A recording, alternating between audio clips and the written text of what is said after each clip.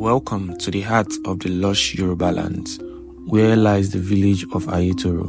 This is the story of Babatunde, a diligent farmer, whose fields were the envy of all. Babatunde's days were filled with toil and sweat, yet he never complained. He took great pride in his work, knowing the fruit of his labor provided for his family and contributed to the prosperity of Ayetoro.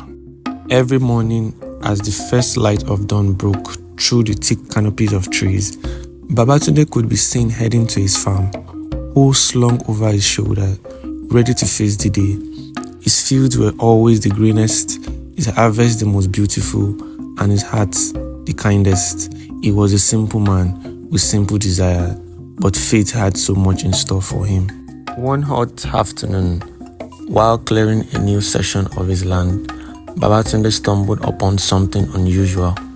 Nested among the roots of a giant iroko tree were several small dark seeds, unlike anyone he had seen before.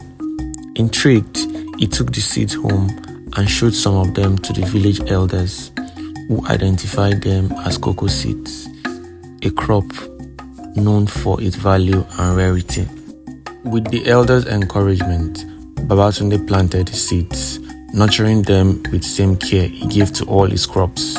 Seasons changed, and the cocoa seedlings grew, their lush green leaves standing out against the landscape of Ayetoro. Soon, Babatunde's farm became not just known for its size, but its exotic cocoa tree that promised prosperity. The cocoa plant flourished, and Babatunde's farm became a source of wealth. He began selling cocoa pods in the local market, and word of his success spread far and wide. Traders from distant land came to Ayetoro to buy his cocoa, bringing with them goods and wealth that benefited the entire village. Babatunde's diligence had not only transformed his life, but had also brought unprecedented wealth to Ayetoro. The transformation of Ayetoro did not go unnoticed by the king of the land, Oba Adeyemi. The king, a wise and benevolent ruler, was always in search of ways to improve the lives of his people. When he heard of Babatunde's achievements, he decided to visit the village to see for himself the marvel of the cocoa farm. The day the king visited was a grand occasion. The villagers decorated the paths with palm fronds and flowers, and drummers played jubilant rhythm as the king's entourage approached. Babatunde, humbled as always, welcomed Oba Adeyemi and showed him around his farm, explaining the hard work and dedication that had gone into cultivating the cocoa plant. Impressed by Babatunde's achievements and his humble nature, Oba Adeyemi decided to honor him. Babatunde, the king proclaimed, "You have brought great wealth and prosperity to Ayetoro through your hard work and dedication. As a token of my gratitude and in recognition of the service of the land, I offer you the hand of the most beautiful maiden in the land, Shola, in marriage." Shola was renowned throughout the kingdom for her beauty, grace, and kindness. Many men had wished to marry her, but had remained unattached. The announcement of her marriage to Babatunde was met with both joy and envy. The villagers rejoiced for Babatunde, but many hearts were heavy with jealousy. The wedding of Babatunde and Shola was a celebration like no other. The entire village of Ayetoro came together to celebrate the union. Colorful fabric adorned the trees, and the air was filled with scent of fragrant flowers and delicious food. Drummers and dancers entertained the guests, and the sound of laughter and music echoed through the night. Babatunde and Shola were a picture of happiness. Shola's beauty was unmatched, and her gentle nature won the hearts of all who met her. Babatunde felt blessed beyond measure, not only for the wealth he had amassed, but for the love and companionship of his new wife. Their marriage was seen as a symbol of prosperity and hope for the entire village. Years passed, and Babatunde and Shola's love only grew stronger.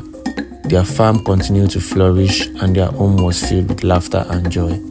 However, there was one shadow that loomed over their happiness. Shola could not conceive a child. This weighed heavily on Babatunde's heart, as having an heir was important not only to him, but the village and the continuation of their legacy. Despite their efforts and blessing they sought from the village priest, Shola remained barren. The villagers began to whisper, and the once joyous home of Babatunde and Shola was tinged with sadness. Shola, seeing the worry in her husband's eye, suggested that he take a second wife. Perhaps, she said gently, marrying another woman will bring children to our family and ease your heart. Babatunde was reluctant at first, not wanting to hurt Shola or disrupt their happy life, but the desire for a child and the continuation of his lineage weighed heavily on him. He decided to consult the village oracle for guidance. The oracle, after deep meditation, revealed that Shola was destined to be barren. However, because of Babatunde's good deeds and the prosperity he had brought to the land, the spirit would bless Shola with a child if Babatunde married a second wife. With a heavy heart, but hope in his soul, Babatunde agreed to take a second wife. He chose Remi, a kind and gentle woman from the neighboring village. Remi had always admired Babatunde's hard work and noble character, and she accepted his proposal with grace, understanding the importance of her role in their family. Almost immediately after their marriage, Remi became pregnant. The news brought immense joy to Babatunde's household, but even more miraculous was the news that Shola too was with a child. The villagers was astounded and celebrated this double blessing, seeing it as a sign of divine favor. In due course, both Shola and Remi gave birth on the same day. Shola bore a healthy son, while Remi gave birth to twins, 2 strong boys. The village of Ayitoro erupted in celebration, and Babatunde's heart was filled with joy. He had not only one heir, but 3 sons to carry on his legacy. As the years passed, Babatunde's household grew busier and noisier with the laughter and play of his children. He divided his time between the farm and his family, ensuring that both flourished. However, as the children grew, tension began to surface. Shola, who had once been filled with gratitude for Remi's presence and the children she brought into their lives, began to feel jealous. She saw how Babatunde loved his children equally and how the villagers adored the twins. Her heart, once kind and gentle, started to harbor resentment and envy. Remi, the ever-patient and understanding wife, noticed the change in Shola but chose to remain silent, hoping that time would heal the rift. She focused on raising the boys and maintain harmony in their house. But Shola's jealousy grew stronger, clouding her judgment and leading her down a dark path. Shola's jealousy eventually turned into a sinister plan. She convinced herself that the twins were a threat to her son's inheritance and the love of their father. Blinded by envy, she decided to take drastic action to ensure her son would be the sole heir. One fateful day, while Babatunde and Remi were away at the farm with the twins, Shola put a plan into motion.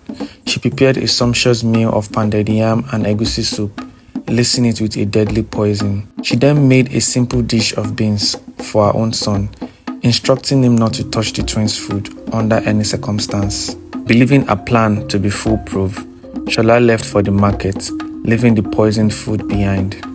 However, her son, a glutton by nature, finished his beans quickly and, tempted by the aroma of the pounded yam, decided to eat the twins' food despite his mother's warning.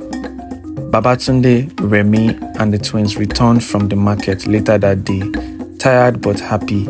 As they approached their home, they noticed an unusual stillness in the air. Entering their house, they found Shola's son lying lifeless on the floor, the remnant of the poisoned meal beside him. The scene was devastating. Babatunde and Remi were overcome with grief and confusion. Shola, returning from the market and seeing her son's lifeless body, broke down and confessed to the horrendous deed. She admitted her jealousy and her plots to kill the twins, hoping to secure her son's place as the sole heir. The villagers, hearing the commotion, gathered around Babatunde's house. They were shocked and saddened by the turns of events. Shola's confession and the sight of her dead son left them speechless. The once celebrated union of Babatunde and Shola had ended in tragedy. In the wake of the tragedy, the village elders convened to decide Shola's fate. Her action had not only brought sorrow to her own family, but had also violated the trust and harmony of the village. After much deliberation, they decreed that Shola should be banished from Ayetoro, a punishment befitting a crime. As Shola was led away, her mind could not bear the weight of the guilt and sorrow. She descended into madness, wandering into the forest and fields, muttering to herself and reliving her tragic mistake. The once beautiful maiden who had been the pride of Ayetoro was now a lost soul, a shadow of her former self. Babatunde, though heartbroken, found solace in the remaining children and his loving wife Remi. He dedicated himself even more to his work and his family, ensuring that his sons grew up to be strong and honorable men. The villagers, though saddened by the event, continued to support Babatunde and his family, recognizing the strength and resilience he displayed in the face of such adversity.